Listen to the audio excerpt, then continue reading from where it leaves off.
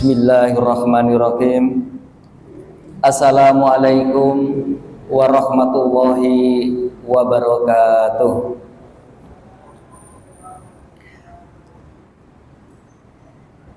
Innal hamdalillah nahmaduhu wa nasta'inu wa nastaghfiruh wa na'udzu billahi min syururi anfusina wa min sayyiati a'malina may yahdihillahu fala mudhillalah wa may yudlilhu fala hadiyalah. Asyhadu an la ilaha illallah wahdahu la syarikalah wa ashhadu anna Muhammadan abduhu wa rasuluh. Allahumma salli wa sallim wa barik ala sayyidina Muhammad wa ala ali sayyidina Muhammad. Wa qala ta'ala fil Qur'anil Karim, a'udzu billahi minas syaitonir rajim. Bismillahirrahmanirrahim. Innama ya'muru masajidallahi man amana billahi wal yaumil akhiri wa aqamas salata wa ataz zakata wa lam yaksa illallah fa asa ulaika ayyakunu minal muhtadin. Rabbi shrahli sadri wa yassirli amri wahlul 'uqdatam min lisani yafqahu qawli, amma ba'd. Ma'asyiral muslimin, jamaah majelis taklim Masjid Babu Sofa Bojonegoro yang saya hormati, terutama takmir Masjid Babu Sofa, seluruh jajaran pengurus, hadirin yang tak bisa disebut nama, bapak-bapak, ibu-ibu, yang insya Allah kita semua dirahmati dan dimuliakan Allah Subhanahu wa Ta'ala. Hari ini adalah hari yang baik. Sore ini kita berada di bulan yang mulia, bertepatan dengan tanggal 27 Ramadan 1444 Hijriah, atau bertepatan dengan tanggal 18 April 2023 Miladiyah. Patut kiranya kita bersyukur kehadirat Allah Subhanahu wa Ta'ala, karena pada hari ini kita masih diberikan aliran curahan rahmat, hidayah, taufik, kesempatan, umur panjang yang insya Allah barokah, badan yang sehat, telinga kita yang saat ini masih mampu peka mendengar seruan-seruan, suara-suara dari luar, mata kita masih mampu melihat sejauh mata kita memandang, kaki kita dapat melangkah tanpa harus dipapah orang lain, tangan kita masih dapat melambai tanpa merasakan sakit, kolbu kita masih dapat merasakan betapa nikmatnya iman dan Islam yang Allah karuniakan kepada kita semuanya. Sehingga pada bulan ini kita masih dapat menunaikan perintah Allah Subhanahu wa Ta'ala, yaitu menjalankan puasa Ramadan 1444 Hijriah, yang insya Allah di malam harinya kita dapat melaksanakan qiyamul lail, dapat melaksanakan tarawih secara berjamaah, tadarus, dan ibadah-ibadah lainnya, yang tentu ibadah semuanya itu adalah belum tentu bisa dilaksanakan oleh saudara-saudara kita yang memiliki obsesi, keinginan yang sama 2-3 bulan yang lalu sebelum datangnya bulan Ramadan. Tahun yang lalu kita mungkin masih bisa bergandeng tangan dengan saudara kita untuk pergi ke masjid, bersama-sama puasa, bersama-sama tarawih, tadarus, tapi kali ini saudara kita telah dipanggil oleh Allah terlebih dahulu. 2-3 bulan yang lalu kita masih bersama-sama pergi ke masjid dengan saudara kita, bersimpuh duduk berdekatan, tapi kali ini mereka, saudara kita, masih diuji oleh Allah dengan sakitnya. Semoga saja kepada saudara-saudara kita yang telah mendahului kita, Allah panggil, Allah berikan predikat mereka itu dalam keadaan husnul khatimah. Demikian juga saudara-saudara kita yang sakit, yang saat ini berbaring lemas di rumah sakit, berbaring di kamar tidurnya di rumah masing-masing karena menderita sakit. Mudah-mudahan Allah Subhanahu wa taala segera mencabut sakitnya dan memberikan kesembuhan dan menjadi sehat walafiat sehingga dapat beraktivitas kembali sebagaimana kita yang saat ini sehat walafiat. Oleh karena itu, marilah kita panjatkan rasa syukur kita yang mendalam dengan ucapan hamdalah, alhamdulillahi rabbil alamin. Mudah-mudahan Allah Subhanahu wa taala menggolongkan kita-kita ini adalah sebagai hamba-hamba Allah yang pandai mensyukuri nikmatnya. La in sakartum la azidanakum wa la in kafartum inna adabi lasadid. Siapa saja yang mensyukuri nikmatnya Allah, Allah akan menambah nikmatnya kepada kita. Tetapi siapa saja yang ingkar, kufur nikmat, maka Allah memberikan sanksi, memberikan ancaman, tunggu, siksaku amatlah pedih. Naudzubillahi min dzalik. Bapak Ibu hadirin yang berbahagia, pada giliran saya kali ini dari kantor Kementerian Agama Kabupaten Bojonegoro, dari penyuluh agama Islam fungsional, akan menyampaikan tema fungsi masjid di era modern. Kaum muslimin yang berbahagia, masjid adalah corongnya agama. Masjid adalah mihrabnya ibadah. Masjid adalah menaranya pengajaran ilmu pengetahuan syariat Islam. Maka bagi Allah Subhanahu wa taala, tak sejengkal tanah pun di muka bumi ini yang terbaik menurut pandangan Allah, kecuali di atas tanah tersebut berdiri sebuah masjid. Karena itulah kita berdiri di masjid ini. Ketika sholat kita laksanakan, sholat rawatib kita laksanakan, lalu kemudian kita nanti berganti untuk melaksanakan sholat sunnah, ba'diyah maupun qabliyah, selalu berganti tempat.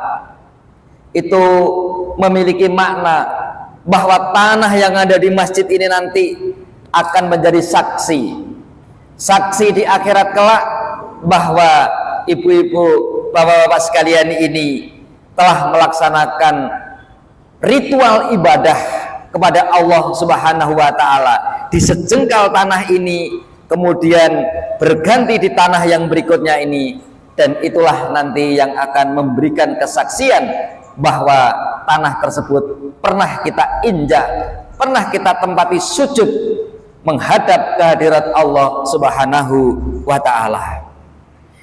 Hadirin yang berbahagia, di dalam Al-Quran surah At-Taubah ayat 18 yang tadi sudah saya bacakan, A'udzubillahi minasyaitonirrajim, Bismillahirrahmanirrahim. Innama ya'muru masajidallahi man amana billahi wal yaumil akhiri wa aqamas salata wa atas zakata wa lam yaksa ilallah fa asa ulaika ayyakunu minal muhtadin. Sesungguhnya Orang-orang yang memakmurkan masjidnya Allah ialah orang-orang yang beriman kepada Allah Subhanahu wa taala dan hari kiamat, serta tetap melaksanakan sholat, membayar zakat, dan tidak takut kepada siapapun kecuali hanya takut kepada Allah Subhanahu wa taala. Orang-orang tersebut diharapkan oleh Allah Subhanahu wa taala, fa'asa ulaika ayyakunu minal muhtadin. Semoga orang-orang tersebut kelak mendapatkan hidayahku, yaitu hidayah iman dan Islam, yang dalam hal ini ditafsiri orang-orang tersebut memperoleh predikat husnul khotimah kelak jika dipanggil oleh Allah Subhanahu wa taala. Hadirin yang berbahagia, terkadang kita itu hanya memiliki satu keinginan. Keinginannya tak lain adalah kelak di akhir hayat kita, di akhir kita mengakhiri hidup kita di dunia ini, kita berharap semoga kita dalam keadaan husnul khotimah saat dipanggil oleh Allah Subhanahu wa taala. Ternyata menurut Al-Qur'an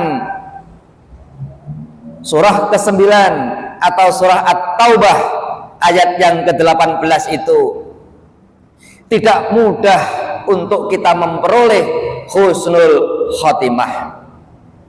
Bahkan di sini dijelaskan oleh Allah Subhanahu wa taala, sesungguhnya orang-orang yang memakmurkan masjidnya Allah ialah orang-orang yang beriman kepada Allah Subhanahu wa taala, beriman kepada hari akhir.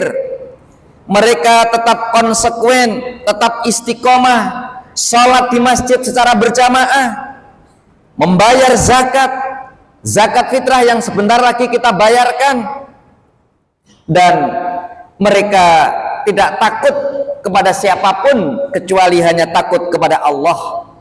Maka orang-orang ini Allah doakan mudah-mudahan orang-orang ini kelak akan mendapatkan predikat husnul khotimah. Hadirin, orang-orang yang sudah beriman kepada Allah, orang-orang yang senantiasa sholatnya di masjid, orang-orang yang senantiasa telah membayar zakat, orang-orang yang tidak takut kepada siapapun, hanya takut kepada Allah Subhanahu wa taala, itu pun Allah tidak menjamin, Bu. Tidak lantas Allah menjamin kalau orang kamu yang telah datang ke masjid, memakmurkan masjid, kamu beriman kepada Allah dan hari akhir, kamu membayar zakat, pastilah kamu husnul khotimah. Belum. Tetapi Allah Subhanahu wa taala memberikan pengharapan, fa'asa ulaika ayyakunu minal muhtadin. Mudah-mudahan moga-moga wae wong-wong sing beriman marang sliraku ingsun Allah, wong-wong sing beriman marang dina kiamat, wong-wong sing senantiasa menyang ana ing masjid, lalu sholat jamaah memakmurkan masjid 5 kali sehari semalam, wong-wong sing gelem bayar zakat, kalian Allah Subhanahu wa taala didoakan fa'asa ulaika ayyakunu minal muhtadin. Moga-moga wae wong-wong iku mau besok matine husnul khotimah. Jadi tidak mudah Bapak Ibu sekalian untuk memperoleh husnul khotimah. Tapi setidaknya orang-orang yang beriman kepada Allah, orang-orang yang memakmurkan masjid, insya Allah kelak kita akan diberikan kemudahan oleh Allah Subhanahu wa taala. Dengan masjid ini mudah-mudahan Allah memberikan kemudahan. Kelak suatu saat ketika kita nanti akan diambil oleh Allah Subhanahu wa taala, dapat melafalkan kalimat la ilaha illallah Muhammadar Rasulullah. Insya Allah di akhir hayat kita, ketika kita bisa melafalkan kalimat tauhid, dakhalal jannah, mati kita adalah mati husnul khotimah, dan Allah akan memasukkan kita ke dalam surganya. Amin ya rabbal alamin. Hadirin yang berbahagia, demikian vitalnya, demikian pentingnya kita dalam rangka memakmurkan masjid itu. Karena masjid adalah sebagaimana yang saya sampaikan di atas, masjid merupakan tempat kita, yaitu untuk menambah wawasan keilmuan. Tempat kita duduk dalam satu majelis taklim. Ibu-ibu panjenengan sampun leres kados mekaten menika. Hadir di masjid, duduk bersimpuh untuk menambah wawasan pengetahuan agama. Bahkan baginda Rasulullah Muhammad sallallahu alaihi wasallam menyampaikan dalam sabdanya, seseorang yang melangkahkan kakinya menuju ke masjid, lalu di masjid mendengarkan ceramah, mendengarkan nasihat-nasihat keagamaan yang akan menuntun kita untuk hidup lebih baik, maka setiap jengkal tanah yang kita lalui menuju ke masjid ini, bagi kita Allah sudah menunjukkan jalan kita menuju ke surga. Subhanallah. Jadi luar biasa ibu-ibu, di bulan Ramadan ini, ibu-ibu, bapak-bapak sekalian, untuk senantiasa menambah wawasan keilmuan kita. Dengan bertambahnya wawasan keilmuan kita, bertambah pula keimanan kita, bertambah pula kualitas ibadah kita. Yang semula sebelum kita hadir di majelis taklim, kita mungkin belum sempurna dalam melaksanakan wudhu, dalam melaksanakan sholat, tetapi ketika ibu bapak hadir di majelis taklim, ibu-ibu sekalian telah dapat menyempurnakan bagaimana toharoh, bagaimana bersuci yang baik menurut syariatnya Nabi, bagaimana wudhu yang benar yang diajarkan, yang dicontohkan Nabi, bagaimana sholat yang benar yang dicontohkan Nabi. Maka itulah orang-orang yang datang ke majelis taklim, baginya Allah sudah tunjukkan satu jalan menuju ke surganya Allah Subhanahu wa ta'ala. Hadirin yang berbahagia, masjid adalah sentra aktivitas dalam sejarah peradaban Islam. Dalam sejarah peradaban masjid, Isra Mi'raj yang Nabi diperjalankan oleh Allah Subhanahu wa ta'ala, Allah tidak menyebutnya dari kota ini ke kota itu, dari kota Mekah ke kota Palestina, tidak, tetapi Allah menyebutnya dalam Isra Mi'raj itu adalah dari Masjidil Haram ke Masjidil Aqsa. Hijrahnya Nabi dari Mekah menuju ke Madinah melewati pegunungan tinggi yang menjulang dan terjal, bahkan situasi yang tidak aman. Beliau berhenti di sebuah desa yang namanya Quba, dan beliau dalam perjalanannya itu singgah 4 hari. Kemudian apa yang dilakukan? Yang dilakukan baginda Rasul adalah membangun Masjid Quba, yang hingga saat ini Masjid Quba juga masih berdiri dengan bagus dan diziarahi bagi kita yang menunaikan panggilan Allah, yaitu umroh maupun haji. Allah Subhanahu wa ta'ala juga menyampaikan di dalam Al-Quran surah ke-17 ayat yang 1, Bismillahirrahmanirrahim, Subhanalladzi asra bi abdihi lailam minal masjidil karami ilal masjidil aqsal ladzi barakna haulahu linuriyahu min ayatina innahu huwas samiul basir. Maha suci Allah yang telah memperjalankan hambanya Nabi Muhammad pada malam hari dari Masjidil Haram ke Masjidil Aqsa yang telah kami berkahi sekelilingnya, agar kami perlihatkan kepadanya sebagian tanda-tanda kebesaran kami. Sesungguhnya Allah Maha mendengar, lagi Maha melihat. Saudara-saudaraku yang berbahagia, masjid memiliki fungsi yang luar biasa. Tadi di dalam ayat ini Allah menjelaskan, Allah memperjalankan hambanya yang paling dicintai, yaitu baginda Rasulullah Muhammad Sallallahu Alaihi Wasallam, diperjalankan di malam hari. Allah menyebutnya juga dari Masjidil Haram ke Masjidil Aqsa, bukan menyebutkan nama kota. Yang Allah telah berkahi sekelilingnya, diperlihatkan kepadanya sebagaimana sebagian dari tanda-tanda kebesaran Allah. Sungguh Allah Maha mendengar dan Maha melihat.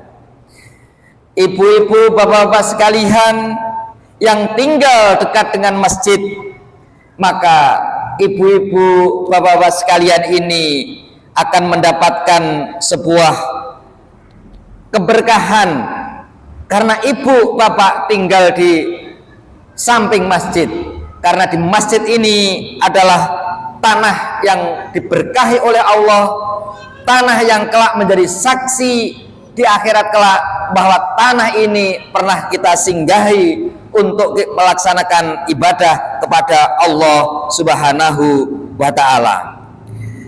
Hadirin yang berbahagia, bahkan Allah Subhanahu wa ta'ala juga menyampaikan di dalam Al-Quran surah yang lain, wa annal masajida illahi fala taqu ma'allahi ahadda. Sungguh masjid-masjid ini hanya kepunyaan Allah, maka janganlah kamu menyembah apapun di dalamnya selain hanya menyembah Allah Subhanahu wa ta'ala. Yang kedua, masjid adalah tempat untuk pemerataan ekonomi. Jadi yang pertama untuk ibadah, untuk sholat 5 waktu yang sudah kita laksanakan. Kemudian yang kedua, kita untuk tarbiyah atau kita untuk menuntut ilmu dalam majelis taklim ini, ya, sebagaimana tadi ibu-ibu, bapak-bapak sekalian yang rutin telah melaksanakan kajian-kajian al-Islam di Masjid Babu Sofa ini. Dan yang ketiga, masjid juga kita gunakan untuk pemerataan ekonomi. Nah, inilah ketiga fungsi masjid yang telah saya uraikan di atas tadi, sehingga masjid ini akan memiliki fungsi yang komprehensif, memiliki fungsi yang lengkap, menjadi sarana kita berhubungan hablum minallah wa hablum minnanas, berhubungan kepada Allah secara vertikal dan berhubungan langsung kepada sesama jamaah secara horizontal, yaitu hubungan kita sesama manusia. Hubungan kita kepada Allah dengan tegar sesuai dengan yang diajarkan oleh Allah Subhanahu wa ta'ala dalam Al-Quran, sesuai dengan yang perilaku yang diajarkan, yang dicontohkan oleh baginda Rasulullah Muhammad Sallallahu Alaihi Wasallam, sehingga kita benar-benar ibadah di masjid ini memang fokus untuk ibadah hablum minallah. Selain nanti ada fungsi lain, yaitu hablum minnanas, yaitu kita melaksanakan majelis taklim. Di dalam majelis taklim kita mendapatkan tambahan ilmu. Di dalam majelis taklim kita bisa bersilaturahim. Di dalam majelis taklim kita mendapatkan siraman rohani sehingga menambah kualitas keimanan kita, menambah wawasan pengetahuan keagamaan kita. Dengan bertambahnya ilmu pengetahuan, ilmu agama, maka keimanan kita akan semakin meningkat dan ibadah kita pun semakin berkualitas. Di bidang ekonomi ini yang harus kita laksanakan, yang harus kita tingkatkan. Karena faktor ekonomi ini juga sangat berpengaruh, juga sangat penting bagi kesejahteraan para umat, kesejahteraan jamaahnya. Sehingga ada inisiatif dari pengelola Masjid Babu Sofa yang alhamdulillah ini sudah ada sekretariat bersama, yaitu Sekretariat Dewan Masjid Indonesia Kabupaten Bojonegoro. Juga terdapat sekretariat takmir masjid. Nah, ini menjadikan nanti ke depan ada nanti kantin Babu Sofa, koperasi Babu Sofa, yang semuanya itu bertujuan untuk meningkatkan kesejahteraan, meningkatkan taraf ekonomi dari jamaah sekalian. Alhamdulillah Babu Sofa saat ini sudah menjadikan tujuan para musafir, para pemakai jalan lalu lintas untuk berhenti di sini untuk melaksanakan sholat. Ini juga menunjukkan ada keberkahan bagi masyarakat sekitar dengan adanya para jamaah yang transit di sini, maka jamaah sekalian dapat memanfaatkan peluang ini untuk berkiprah, untuk melaksanakan, yaitu dengan menjalankan ekonomi kerakyatan, dengan menjual minuman, menjual kopi dan sebagainya. Ini adalah fadilah dari keberuntungan anugerah dengan adanya Masjid Babu Sofa ini. Mudah-mudahan dengan ditambahnya fasilitas-fasilitas yang ada, Masjid Babu Sofa ini kelak akan menjadi ikon dari masjid-masjid yang ada di Kabupaten Bojonegoro. Perlu saya sampaikan, hadirin sekalian, masjid yang ada di tanah air kita ini jumlahnya cukup besar. Secara nasional, pendataan tahun 2022 yang lalu ada 740.000 masjid secara nasional. Di Jawa Timur ada 43.000 masjid. Di Bojonegoro ada 1.150 masjid. Masjid-masjid yang jumlahnya ribuan inilah, marilah kita memiliki konsentrasi khusus untuk meningkatkan kualitas dari para jamaah yang ada, terutama kualitas ibadahnya, kualitas persaudaraannya, kualitas perekonomiannya, sehingga hadirnya masjid di tengah-tengah kita ini benar-benar membawa rahmatan lil alamin. Demikianlah Bapak Ibu hadirin yang berbahagia, kami dari kantor Kementerian Agama Kabupaten Bojonegoro, penyuluh agama Islam fungsional, mengucapkan terima kasih banyak atas rawuhnya, atas perhatiannya. Mudah-mudahan apa yang dapat saya sampaikan ini bermanfaat bagi diri saya, bermanfaat bagi kita semuanya. Mudah-mudahan Bapak Ibu sekalian diberikan oleh Allah Subhanahu wa taala kekuatan tetap dapat melaksanakan kegiatan di masjid untuk melaksanakan sholat 5 waktu untuk memakmurkan masjid kita ini. Karena hanya dengan cara memakmurkan masjid Allah mendoakan kita, fa'asa ulaika ayyakunu minal muhtadin. Allah mendoakan mudah-mudahan orang-orang yang memakmurkan masjid itu kelak akan mendapatkan predikat husnul khotimah. Mudah-mudahan Bapak Ibu sekalian kelak di akhir hayatnya juga mendapatkan husnul khotimah. Amin ya rabbal alamin. Nasrun minallah wa fathun qarib wa basyiril mu'minin. Assalamualaikum warahmatullahi wabarakatuh.